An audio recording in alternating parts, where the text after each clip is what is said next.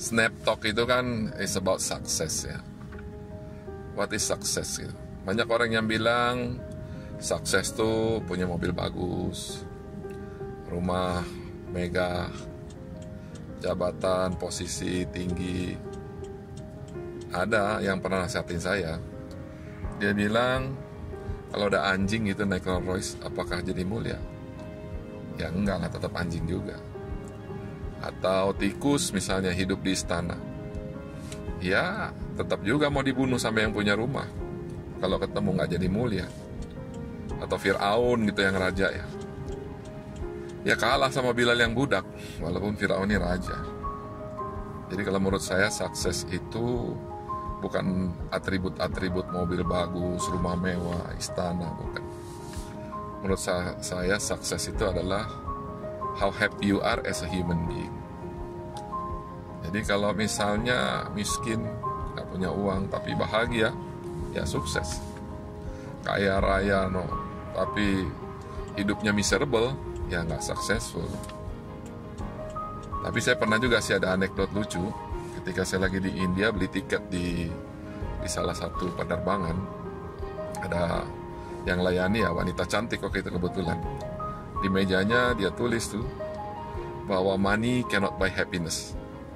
Tapi dia bilang kalau nangis ya di dalam Mercy itu lebih nyaman daripada nangis di belakang sepeda, dia bilang. Ya artinya kalau mau susah ya mendingan jadi orang kaya yang susah daripada orang miskin yang susah. Begitu juga sebaliknya, kalau suruh pilih miskin tapi senang sama kaya tapi senang, ya pilih kaya tapi senang. Jadi kalau ada yang mengconsider bahwa saya nih seorang yang successful dengan atribut-atribut seperti itu sebagai CEO Snappy, I want to share my journey. Jadi umur 21 tahun saya lulus sekolah S1 waktu itu, masuk Citibank, diterima jadi trainee. At that time mungkin belum banyak saingan, kompetisi ya. Sehingga in just 4 years, saya itu sudah berhasil dari trainee bisa menjadi seorang AVP, Assistant Vice President di Citibank waktu itu. Jabatan yang lumayan tinggi, bisa jadi pimpinan cabang utamanya Citibank Landmark. At that time, ya umur masih berapa? 27 tahun ya. Udah jadi Assistant Vice President. Pindah ke bank swasta nasional jadi Vice President. Pergi ke perusahaan konglomerat jadi Vice President Treasury. Terus starting my own business. Nah disitulah Snappy itu dimulai. Tahun 98 ketika lagi gunjang-ganjing ini ekonomi Indonesia, dolar dari 2.000 jadi 16.000. Snappy ini herannya bukannya turun, bisnisnya malah naik. Karena at that time banyak orang dipecat, nggak punya kerjaan, ya mereka ke Snappy, bikin proposal, bikin kerja. That's how Snappy begins ya. Jadi dari kita mau membuat something like Kinko's di Amerika pada waktu itu, yang buka 24 jam, business center, orang bisa do a lot of stuff di Kinko's gitu. Jadi kita mau ngambil franchise-nya Kinko's pada waktu itu. Ya tapi dengan dolar jadi 16.000 ya siapa yang berani. Tapi persiapan sudah matang. Akhirnya kita research nama apa sih yang paling cocok nih. Jadilah nama Snappy of America waktu itu. Saya masih ingat ya, at that time kita bisa dapat omset 1 jutanya tuh seneng luar biasa ya. Saya ajak tuh seluruh karyawan Snappy makan di restoran Jepang untuk celebrate that gitu. Lalu ada kompetitor saya ngundang, dia bilang what is your vision about Snappy. Saya bilang saya ingin satu hari ini Snappy mencapai sales 50 miliar per tahun, punya 50 cabang. Dia ketawa ya. At that time saya merasa terchallenge lah ya.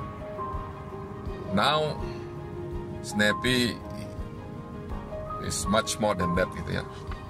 2,2 juta orang datang ke Snappy setiap tahunnya.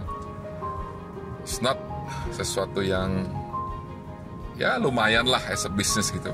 bisa ngumpulin 2,2 juta orang ke Snappy setiap tahun.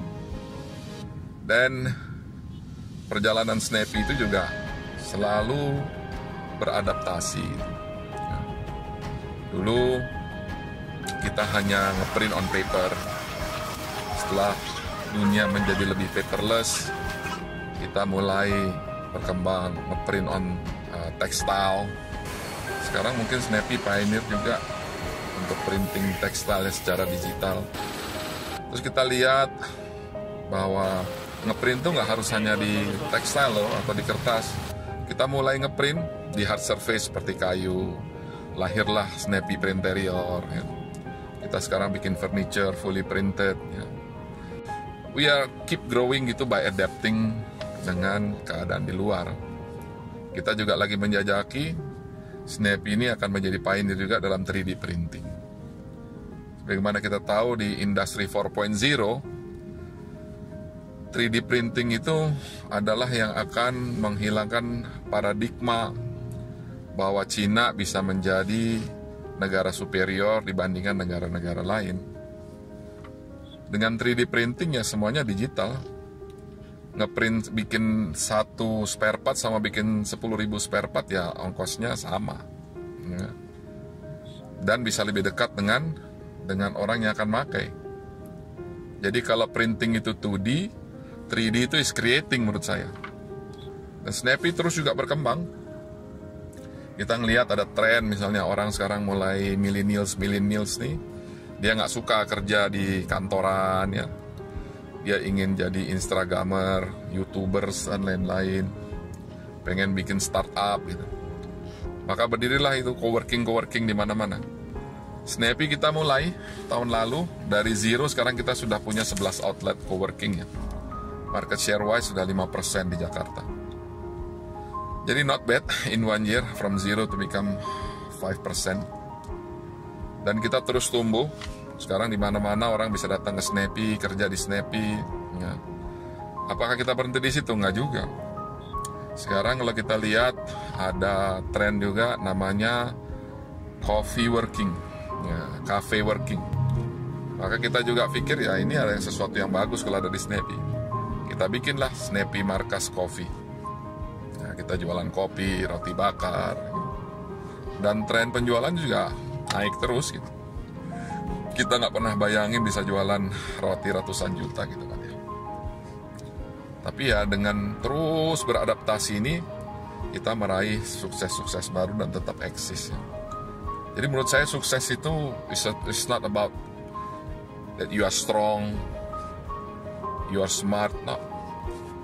Jadi menurut saya dinosaurus ya sebuah binatang yang kuat, besar, beringas ya. Tapi di mana punah. Kenapa ya? Karena nggak bisa adaptasi. Jadi yang sukses tuh kita harus terus adaptasi. Ya. Bahkan boleh dibilang kita nih harus paranoid terhadap changes. Ya. We have to keep changing for the sake of changing kadang-kadang. Kalau kita lihat, ya, dulu kita bikin 5 years plan. Sekarang boro-boro 5 years. 1 year aja nggak bisa bikin 1 year plan. Karena setiap kuartal pun strategi berubah. Itulah gimana sekarang kita lihat ada game changers baru ya berubah lagi. Kalau kita nggak adapting, kita become obsolete, ya habis, nothing. Ya. So my advice to young millennials ya, you have to keep adapting. Jangan males, work hard. Ya. Karena millennials sekarang ini kan ya pengen sukses tapi nggak pengen ada sacrifice itu. Ya, it works for some people. Tapi kalau kita lihat orang-orang sukses semuanya di balik itu ada kerja keras. Nggak ada sukses tuh instan, semuanya is always with hard work. Jadi kalau mau sukses ya harus driven, harus ambisius, harus adapting terus. Dan yang paling penting kita harus jalankan kehidupan kita ini yang baik lah ya. Harus ada halal haramnya gitu. Karena kalau kita ini semuanya halal, ya suatu waktu akan kepleset juga gitu. Ya. Jadi penting menghidupkan agama, menjalankan agama, ya, sehingga ada remnya. Ya. Hal-hal buruk yang kita lakukan di hidup kita ini akan mendatangkan keburukan juga. Gitu. Berbuat baik sama orang, sama karyawan, sama supplier, treat people fairly, ya, itu penting. Ya. Supaya sukses kita ini bisa langgeng. That's my advice to young people, millennials who wants to be successful, and keep adapting, keep surviving, keep reaching for the star, but don't forget to step on the ground. Cheers.